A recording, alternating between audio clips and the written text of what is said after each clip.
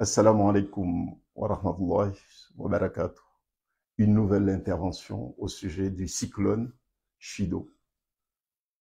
Au moment où nos dirigeants, le président de la République française et le chef de l'État comorien, Azali Assoumani, ont décrété un deuil national, il m'a semblé tout à fait normal de souligner l'importance de ces actes, certes symboliques, ces décisions hautement symboliques, mais qui déterminent aussi l'adhésion, l'engagement de nos deux États dans ce qui vient de se passer.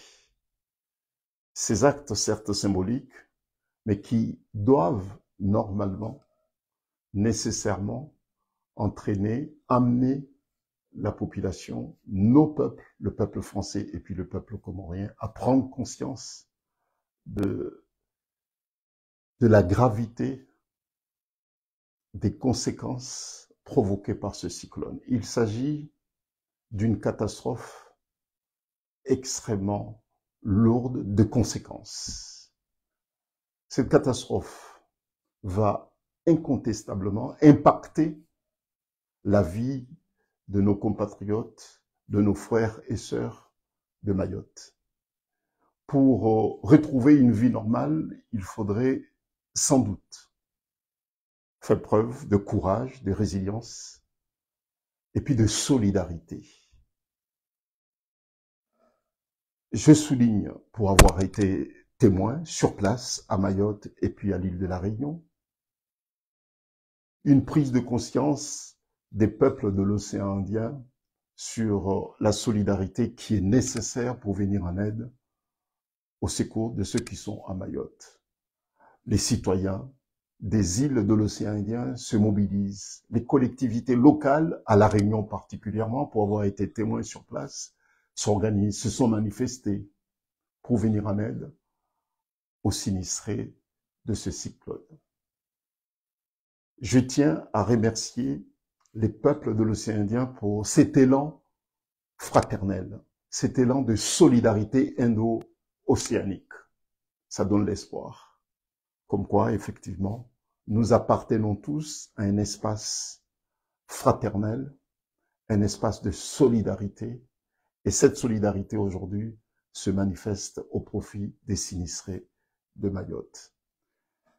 Je suis personnellement destinataire de plusieurs initiatives venant des autres îles de l'archipel des Comores, des spécialistes, des praticiens, des médecins, des infirmiers.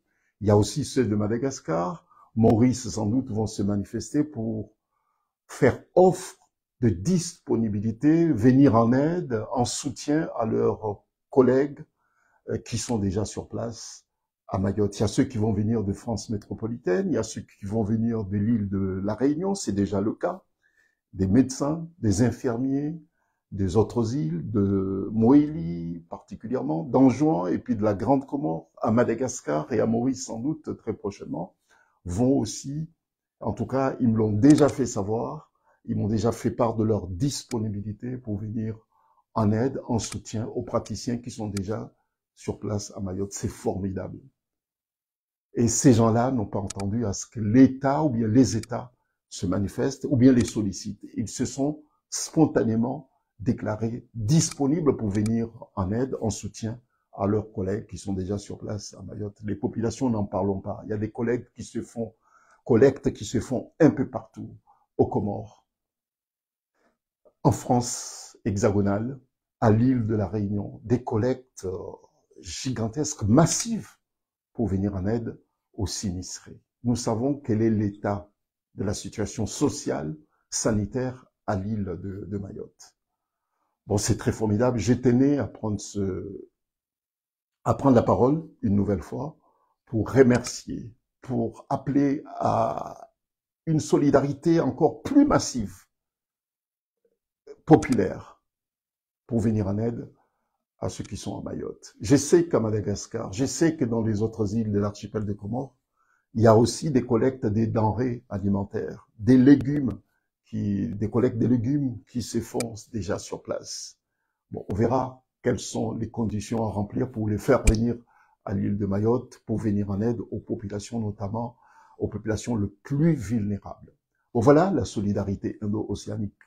Je le savais que cette solidarité existe. Je sais que cette solidarité se fera spontanément et ça se met en place. Bon, mes regrets.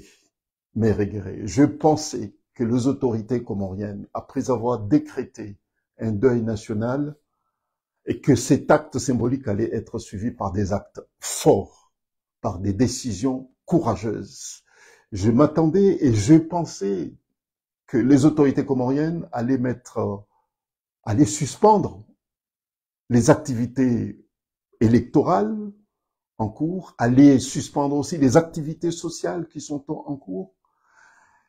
C'est avec regret que je constate que malgré ce qui se passe à Mayotte, je ne parle pas de ce qui s'est passé, puisque là on ne parle pas du passé, on parle du présent. Ce qui se passe encore à Mayotte, que les autorités comoriennes ont encore le courage et sans scrupule ouvrent aujourd'hui la campagne électorale pour des législatives, comme si la vie des milliers de nos compatriotes qui sont portés disparus ne les intéresse pas.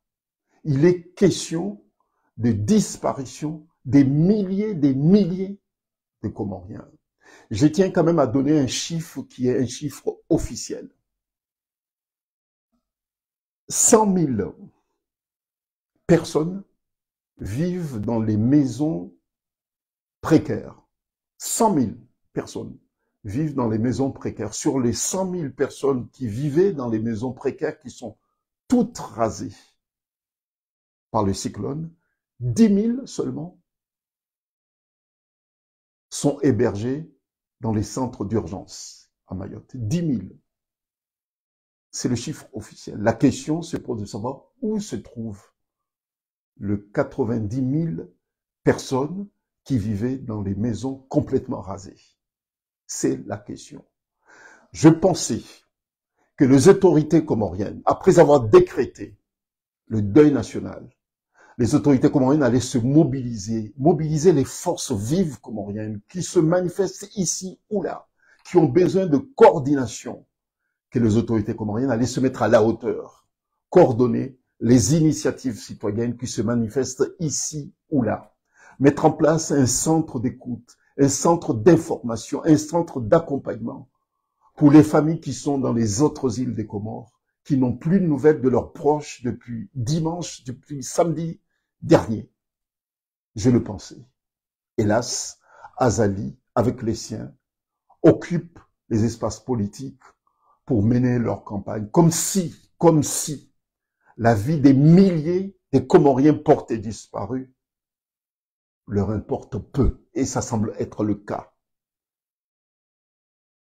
Je pense qu'il est temps que les Comoriens interpellent, bousculent Azali Assoumani et les siens pour dire que la vie des Comoriens vaut plus que cette campagne électorale.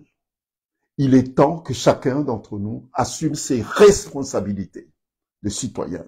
Il est temps que chacun d'entre nous résiste, se mette en colère pour dire que non, trop c'est trop. Comment pourrons-nous avoir le cœur de mener des campagnes électorales, de célébrer des activités sociales ici ou là, alors qu'il y a des milliers de vies des Comoriens qui sont portées disparues? Il s'agit d'une solidarité qui doit être manifeste, spontanée et massive. Mais il est vrai aussi que les autorités doivent donner l'exemple. Dans la mesure où Azali a décrété un deuil national et qu'il continue avec des activités politiques en ouvrant la campagne électorale, ça veut dire tout simplement que son deuil national ne vaut rien, n'a aucun sens à ses yeux. C'est purement formel, c'est purement démagogique. Mais en réalité, il ne donne aucun sens à ce deuil national. Vive la solidarité indo-océanique, vive la solidarité comorienne et vive l'humanisme qui semble se manifester spontanément ici ou là dans l'océan Indien. Merci.